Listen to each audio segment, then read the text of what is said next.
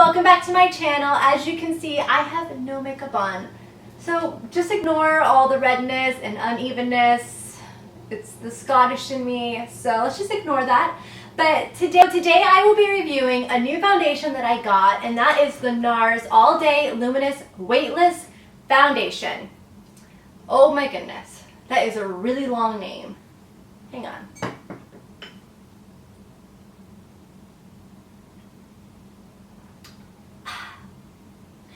Yeah, I got winded. I wanted to review this foundation because I recently showed it in my huge Sephora haul. And yeah, I wanted to give you guys my opinion about this and to show you how I apply it and what I think is the best way. So first off, let's just go into the background of this foundation. And this foundation, it retails for $48 at Sephora. And the description of it is that it's an oil-free foundation that delivers full, natural-looking coverage with one drop. Remember that, one drop. For lightweight 16-hour wear. I don't know about that.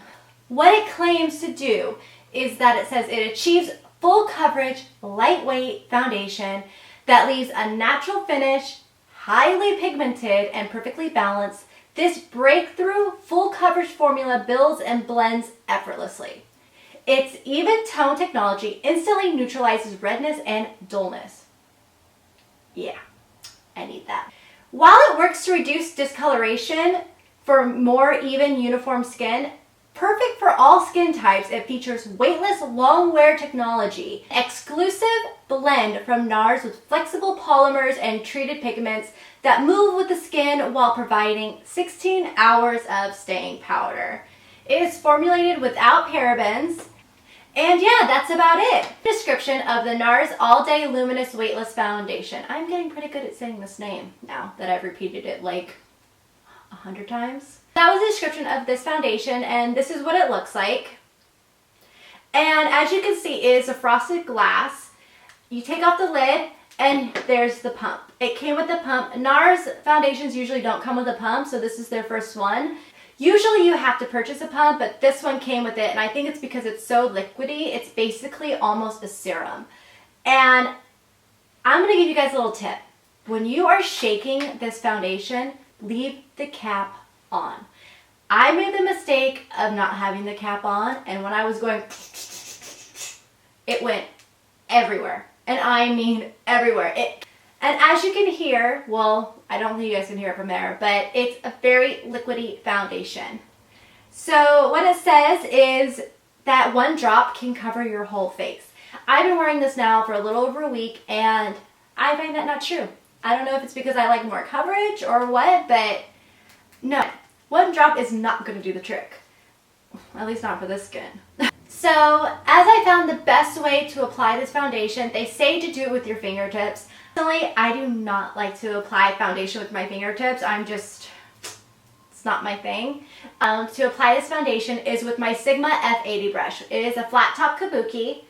I have tried the Beauty Blender. I was not a fan of it because it is such a serum that it just soaks up and it just becomes way too sheer with the Beauty Blender. So I want a little bit more of a fuller coverage with it, and I want to use less product. Therefore, I have found that the brush is perfect to do that with. So as I'm going to go in here, I'm going to shake it up because it says to shake it. Make sure you leave the cap on. And put back my hair. I'm going to start with one drop on my hand so I can show you how much it really covers, and I'm actually going to zoom in for you. So now that you guys are all up and close with me and you can see all these wonderful imperfections of my skin, so let's just go into the foundation. So like I said, I'm going to be putting one drop of this foundation on my hand. As you can see, it is very, very runny. It's extremely runny. So the best way I found is not to put your brush into it. It just soaks it up. So I take a finger and I just dab it on. Also, the shade that I purchased, I was actually matched to at Sephora is Light 5 in Fiji. It says that this one has yellow undertones. which does not work for me. As you guys know, I'm very red, but I don't like to use, this is so hard to talk and do my makeup at the same time. So the shade has a yellow undertone to it. If I would have known that it did, I probably wouldn't have purchased it. I go more towards the neutral undertones. I stay away from the pinks, the pink undertones, because I'm already so pink. It just makes me look even muddier on my skin. So I feel like neutral usually, cancels out that redness. But this one might be a little bit too yellow for me, but you know what? If you just bring it down your neck, we can make it work.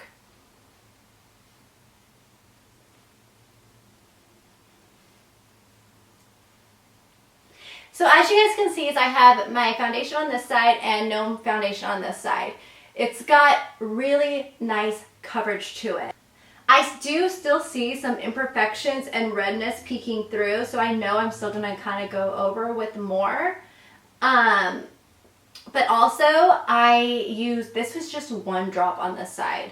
I still have a little bit left on my hand, but there's no way. There's just no way.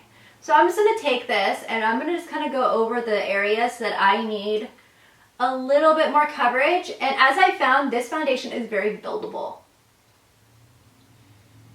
which is nice. And it is very nice and smooth. It's like, they say it's a natural finish. It's just a really nice finish on your skin. So now I'm going to go in and cover the other half of my face and I will be right back. So I'm back. I filled in the other half of the foundation and this is just one layer. As you can see, it's got really good coverage. I also ran it down my neck, that way it matched better. I do still see some imperfections peeking through, so this time when I'm going to go and cover up those areas that I need a little bit more coverage, I'm not going to go in and dab it on my skin. I'm actually going to put my brush in it a little bit, so that way it's not so concentrated right there.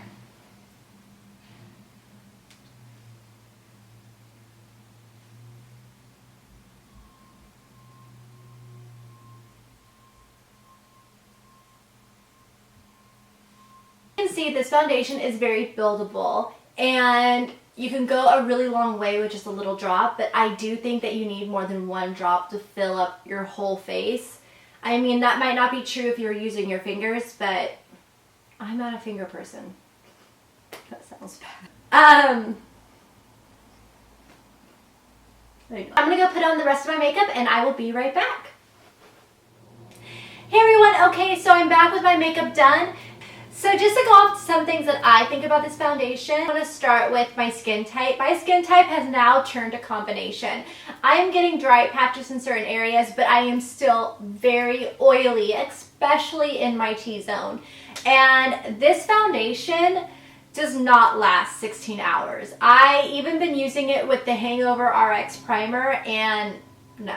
Does not last 16 hours. This foundation starts to fade after 4 hours. I do have to touch up around the second or third hour because I do get very, very shiny. And it also says that this is like anti-humidity tested and stuff for humidity. It is tested for humidity. And I live in Florida. So as you know right now, it's starting to get very humid. It does not hold up with it. My best foundation that holds up with the humidity is the Hourglass Immaculate Liquid to Powder. That one does the best here in Florida.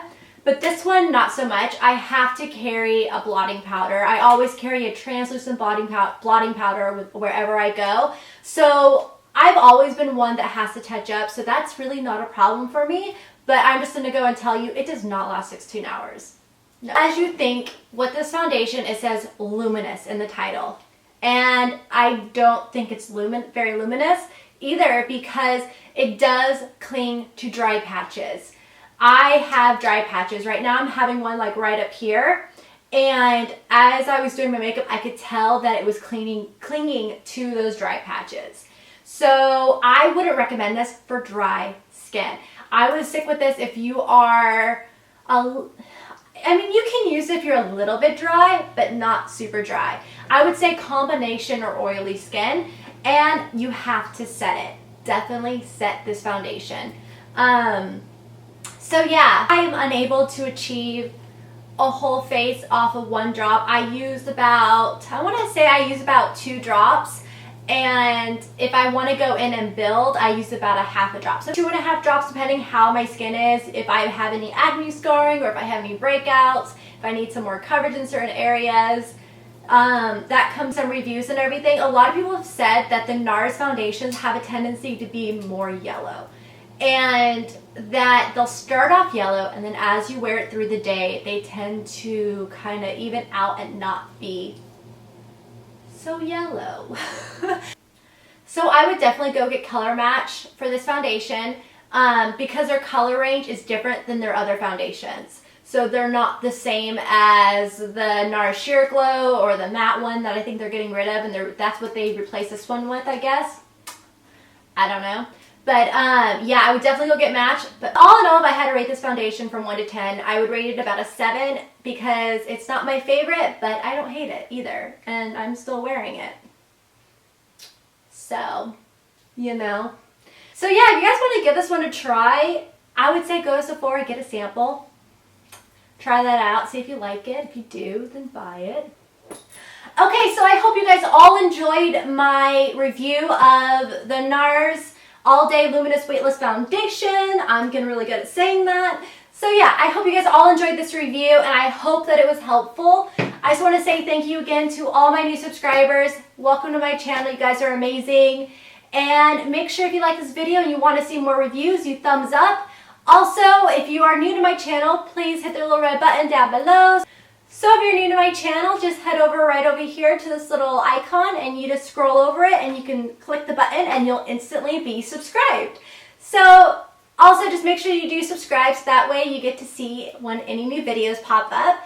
And yeah, I hope you all have a wonderful day or night or whatever time you are watching this. And I will see you guys in my next video. Bye!